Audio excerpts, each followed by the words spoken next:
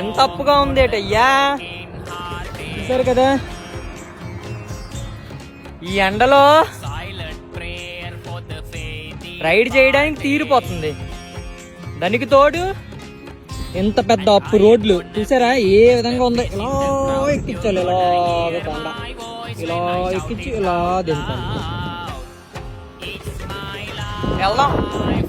Indoor వెళ్ళే దారి ఈ విధంగా ఉంది. మొత్తం అంతా జంగల్.